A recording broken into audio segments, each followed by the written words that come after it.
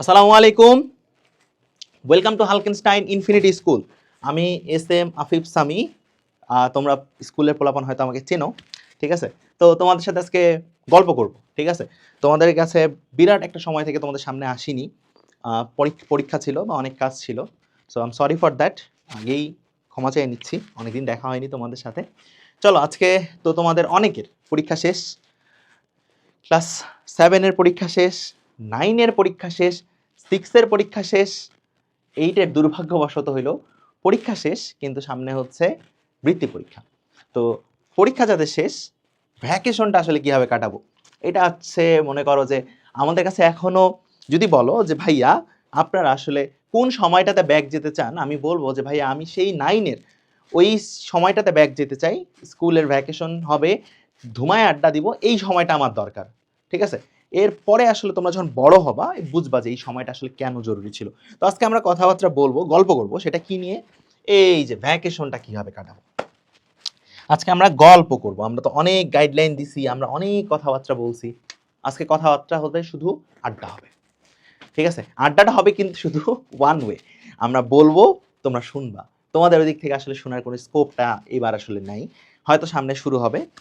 তো ভ্যাকেশনের ক্ষেত্রে আসলে তোমরা আসলে এখন যারা 6, 7, 9 যারা আছো, বেসিক্যালি 8-ও যারা আছো, হয়তো 8-এ বৃত্তি পরীক্ষা, অনেকে হয়তো প্রেশারে আছে, বাট অনেকে তো বৃত্তি দিতে পারবে না।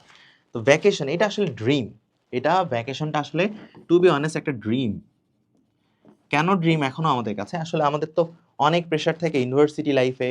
আমরা ফাইনাল ইয়ারে যেহেতু থিসিসের কাজ থাকে, ঠিক আছে? তারপর ছাত্রদের সাথে কাজ থাকে। সো অনেক কাজ। ডিসেম্বর আসে, ডিসেম্বর যায়। কিন্তু সেই ছোটবেলার ডিসেম্বর আর আসে না, যেই ছোটবেলার ডিসেম্বরে আমরা আসলে পরীক্ষা দিয়ে আসলে ঘুরতে চলে যেতাম গ্রামের বাড়িতে, এবং যেই গ্রামের বাড়িতে আমরা দেখতাম যে হচ্ছে খেজুরের রস পড়তেছে হচ্ছে খেজুরের গাছ বেয়ে, আর হচ্ছে আমরা গ্রামে গিয়ে কাটতাম হইতেছে মাঠে, কি কাটতাম, পিচ কাটতাম, সেটা হইতেছে গ্রামে। এখন মোটামুটি তোমরা যারা গ্রামে যাবা, তোমরা দেখবা যে ধান হয়ে গেছে। ধান হয়ে যাওয়ার পর আমাদের আঞ্চলিক ভাষায় যেটাকে বলে হচ্ছে আইল বাড়ি, সেই আইল বাড়িতে পিচ কেটে ক্রিকেট খেলার যে মজা, ঠিক আছে? শীতের সকালে উঠে এক দৌড় দিচ্ছি হচ্ছে ক্রিকেট খেলতে, সেই যে আনন্দ, সেই যে মানে ভালো লাগা, সেই সকালে উঠে আবার ভাপা পিঠা খাওয়া, ভাপা পিঠা খেয়ে ক্রিকেট খেলা, ক্রিকেট খেলে এসে আবার হচ্ছে একদম দপা দাপা করে হচ্ছে পুকুরে গোসল করা, এই যে জিনিসগুলো, আসলে এই জিনিসগুলা লাইফে আহ অনেক বেশি মিস করি, অনেক বেশি। কারণ আসলে এখন চাইলেও, আসলে আমরা যখন ছোট ছিলাম, এখন চাইলেও যেই বন্ধু, এগুলো সব গ্রামের বন্ধু, এগুলো না যে আমার স্কুলের বন্ধু, না আমার হচ্ছে চেনা জানা। চেনা জানা অবশ্যই, তারা গ্রামের বন্ধু, তারা গ্রামেই থাকে। আমি গ্রামে গেলে তাদের সাথে দেখা হইতো, তাদের সাথে একসাথে খেলতাম। কারণ তাদের সাথে দেখা সাক্ষাৎ হইতো না, কারণ আমরা দিনাজপুরে শহরে পড়াশোনা করতাম, তোমরা হয়তো ঢাকায় পড়াশোনা করো, তোমাদের গ্রামের বাসা কারো হয়তো খুলনা, কারো হয়তো রংপুর, কারো হয়তো দিনাজপুর, কারো হয়তো অনেক জায়গায়, ঠিক আছে? তো এই যে গ্রামে গিয়ে দেখবা যে গ্রামের মানুষের সাথে একটা টান বা ভালোবাসার কাজ করে এই ভ্যাকেশনগুলোতে, শীতের দিন বিশেষ করে। আরেকটা মজা হইতেছে কি, এই শীতের দিন সব আত্মীয় স্বজন নানু বাড়িতে আসে, ঠিক আছে? তুমি দেখবা যে নানু বাড়িতে যাবা, নানু বাড়িতে গিয়ে তোমার অন্যান্য খালার ছেলে মেয়ে আসবে, সবাই আসবে। কেন আসবে? ঠিক আছে, একটা গেট টুগেদার হবে। এখানে মজার বিষয় হচ্ছে আমরা একটা পিকনিক করতাম, তোমরা হয়তো পিকনিক করো। এই পিকনিকের মজা আসলে পরবর্তী লাইফে তুমি যত পিকনিকই করো না কেন, এই মজা আসলে আহ মানে অন্যরকম। কারণ সবাই বাড়ির লোকজন একসাথে বসে রান্না করতেছো, খাচ্ছো।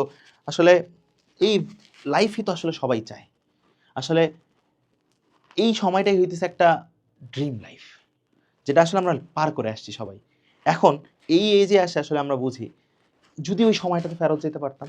আমরা আসলে রাঞ্জানা মুভির একটা গান দেখি না, যে ছেলেটা এদিক থেকে আসে, ছেলেটা হইতেছে বড়, ঠিক আছে? এদিক থেকে আসে, আর ছোট ছেলেটা হচ্ছে এদিক থেকে যায়। আর এদিক থেকে গ্রাজুয়েট ছেলেটা আসে, গ্রাজুয়েট, আর এদিক থেকে হচ্ছে ইয়াং ছেলেটা, মানে লাইক এস ধরো 6, 7-এ পড়ে, আর এ হচ্ছে 25, 24 ইয়ার্স। এর ডাইরেকশন হচ্ছে এইদিকে, এ আসতেছে এইদিকে। এ দেখতেছে ছোট বাচ্চাটা হাতে ব্যাট নিয়ে দৌড়াইতেছে খেলতে, আর এ হাতে ফাইলের বোঝা নিয়ে যাচ্ছে চাকরি খুঁজতে। সো লাইফ অনেক ডিফিকাল্ট হয়ে যাবে। সো তোমরা যারা এখন ছোট আছো, প্লিজ প্লিজ রিকোয়েস্ট, এই সময়টাতে গার্ডিয়ানদের প্রতিও আমাদের রিকোয়েস্ট, প্লিজ দয়া করে এই সময়টাতে কাউকে পড়াশোনার প্রেশার চাপাই দিবেন না আপনার সন্তানদের উপর। কোনো প্রেশার দিবেন না। এখন তারা ঘুরবে, তারা আত্মীয় স্বজনদের বাসায় যাবে, আড্ডা দিবে, ঠিক আছে? চিল করবে। এই সময়টাই তো তারা আসলে চায়, কারণ সারা বছর পড়াশোনা করছে, সারা বছর এত এত প্রেশারে ছিল, এখন হয়তো কারো চাচাতো বোন ফুফাতো বোনের বিয়ে হবে, ঠিক আছে, এই যে আনন্দগুলা, এইগুলা তাদের লাইফ থেকে দয়া করে কেড়ে নিয়েন না। কারণ এই যে প্রেশাস টাইমগুলো আসলে আপনারাও বোঝেন যে আসলে ছোটবেলার এই সময়গুলো কত গুরুত্বপূর্ণ। আসলে মেমোরি মেমোরি ছোটবেলার মেমোরি আসলে ক্রিয়েট হয় হচ্ছে এই সময়গুলোতে। আমি ছোটবেলার হচ্ছে বেশ কিছু মেমোরি শেয়ার করি। আমি যখন ক্লাস 7 এ পড়ি, ক্লাস 7 এ পরীক্ষার পর আমি গ্রামের বাসায় চলে গেছিলাম যথারীতি। গ্রামের বাসায় গিয়ে সবাই মিলে একসাথে ক্রিকেটের কোর্ট কাটছি, ক্রিকেটের কোর্ট বলতে পিচ কাটছি। পিচটা কেটে মাঠটা গোল করে করছি, যে রাউন্ড শেপে করছি, করে হচ্ছে আমরা এখানে ক্রিকেট খেলতাম। কত যে ভালো লাগতো আমার বলে বোঝানো পসিবল না। আবার শীতের দিন আর গ্রামের দিকে তো সবাই হইতেছে হাত ভেঙে বল করতো, তো হাত ঘুরায় বল করতো না, ঢিলাই তো যেটাকে বলে ঢিলানো। এই ঢিলানো বল মনে হইতেছে বুলেটের মতো আসতেছে আর শরীরে লাগতো ব্যথা। কিন্তু এরপর সবাই যখন হইতেছে একসাথে দাপাদাপি করে পুকুরে নামতাম বা উঠে হইতেছে গোসল করতে যেতাম, বিকালে পেলে আবার ফুটবল খেলবো, ঠিক আছে, বা বিকালে হইতেছে আব্বুর সাথে বাজারে চলে যাব, বা বিকালে হইতেছে তোমার হচ্ছে চাচাতো ভাই বোন যারা ছিল সবাই মিলে একসাথে একদম হয়ে অনেক আড্ডা দিই। এই যে জিনিসগুলো I really missed it, I really missed it.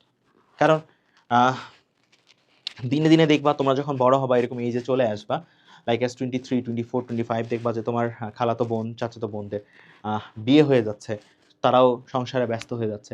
এই যে প্রিশিয়াস টাইমটা, এই যে মূল্যবান সময়টা তোমাদের কাছে এখন যে এনজয় করার, এটা দয়া করে পড়াশোনার চার দেয়ারে আটকায় বা গেম খেলে এরকম নষ্ট করিও না, দয়া করে মানুষের সাথে যাও, মিশো, ঠিক আছে, মানুষের সাথে যত মিশবা তত হচ্ছে কি তোমার সোশ্যালাইজেশনটা তত ভালো হবে। তো দয়া করে সাজেশন থাকবে যে নিজেকে চার দেয়ালের মধ্যে আটকাবা না। গার্ডিয়ানদের প্রতিও আমার সাজেশন থাকবে, দয়া করে আপনার সন্তানদেরকে, যারা ছোট কোমলমতি শিশু কিশোর, তাদেরকে এই সময়টাতে আসলে কোনো বাউন্ডিংস দিবেন না। হ্যাঁ অবশ্যই তারা যেন খারাপ দিকে না চলে যায়, এটা অবশ্যই দেখবেন, কিন্তু এমন বাউন্ডিংস দিবেন না যে হ্যাঁ তোমাকে এখনই পড়তে হবে, নেক্সট ইয়ারে বই পড়া শুরু করো, না, দিবেন না, দয়া করে দিবেন না। এই সময়টা তাদের, এই সময়টা তাদেরকে এনজয় করতে দিন, এই সময়টা তাদেরকে উপভোগ করতে দিন। যেইভাবে আসলে উপভোগ করলে তারা আসলে লাইফ টাইম মনে রাখবে যে আমি আসলে ক্লাস 8-এর বার্ষিক পরীক্ষার পরে এখানে গেছিলাম, বা ক্লাস 9-এর বার্ষিক পরীক্ষার পরে আমরা ক্রিকেট খেলছিলাম, বা আজকে আমরা ফুটবল র্যাকেটের কোর্ট কাটছি। আমার এখনও মনে আছে 9-এর বার্ষিক পরীক্ষা দিয়ে আগে আম্মু হচ্ছে 5, 6, 7 পর্যন্ত বাসা থেকে রাতের বেলা বের হইতে দিত না। যখন 9-এ উঠলাম, 8-এ 9-এ থাকতাম, তখন হচ্ছে লেট নাইট বাড়ির সামনে র্যাকেট খেলা হইতো, সেখানে আম্মু যেতে দিত। তো এই যে খেলার শেষ শুরু করতাম র্যাকেট হচ্ছে না দাদু বাসা থেকে এসে আমরা খেলা শুরু করতাম। তো একদম লেট নাইট 12:30 1টা বেজে যাচ্ছে, খেলতাম, খেলে টেলে আবার বাড়ি যেতাম, বাড়ি গিয়ে হচ্ছে কি আবার ঘুম দিতাম, ফজরের সময় উঠে নামাজ কালাম পড়তাম। তবে হ্যাঁ, এই সময়টাতে নামাজের ওয়াক্ত যেন কারো গাফিলতি না হয়, এটা খেয়াল রাখবা। কারণ নামাজ অবশ্যই পড়তে লাগবে। এখন সময় হইতেছে কি নৈতিকতা গঠনের। আমি গার্ডিয়ানদের প্রতি অনুরোধ করব সন্তানদেরকে এই সময় আসলে নৈতিকতা শিক্ষাটা আরও বেশি করে দেন, যেন পরবর্তী তারা বড় হইলে ইসলামের ভাবমূর্তিগুলো যেগুলো আছে, বা ধর্মীয় ভাবমূর্তি যেগুলো আছে, নট অনলি ইসলাম, তাদের ধর্মীয় যে ভাবমূর্তিগুলো আছে সেগুলো যেন ধারণ করতে পারে নিজের মুখে। আমরা যেন আমাদের সমাজকে বা আমাদের বাচ্চা কাচ্চাদেরকে এমনভাবে গড়ে না তুলি যেন তারা হচ্ছে তার স্বীয় ধর্ম বা তার পিতামাতার বিপক্ষেই চলে যায় তাদের স্টেটমেন্টগুলো। আমরা আমাদের বাচ্চা কাচ্চাদেরকে এমনভাবে বড় করতে চাই যে এই বাচ্চা কাচ্চারা হবে আদর্শে অনুপ্রাণিত, যে বাচ্চা কাচ্চাদের মনের ভিতর থাকবে আদর্শ, যে আদর্শে তারা বড় হয়ে উঠবে। আমরা এমন সমাজ চাই না যেই সমাজে হচ্ছে কলুষিত হবে হচ্ছে মানুষের দ্বারা, যেই সমাজে হচ্ছে পচে যাবে ঘুণে ধরা মানুষকে দিয়ে, ঠিক আছে। আমরা চাই একটা সুন্দর সমাজ, এই সুন্দর সমাজ শুরু হবেই তোমাদেরকে দিয়ে। তোমরা হচ্ছে সেই আগামীর ফুল, যেই ফুলগুলো ফুটবে, এখন কুড়ি হয়ে আছো, আগামীতে ফুটবা, ঠিক আছে। তোমাদের জন্য একটা খুবই খুবই বিখ্যাত লাইন, খুবই বিখ্যাত লাইন, যেটা আসলে আমার মনে পড়তেছে, সেটা হচ্ছে আজকে ছোট কালকে মোরা বড় হব ঠিক, জ্ঞানের আলোয় আলোকিত করব চতুর্দিক।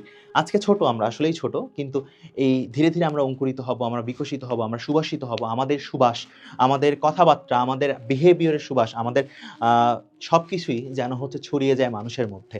এই নৈতিকতা গঠন আমাদেরকে এখন থেকেই করতে হবে।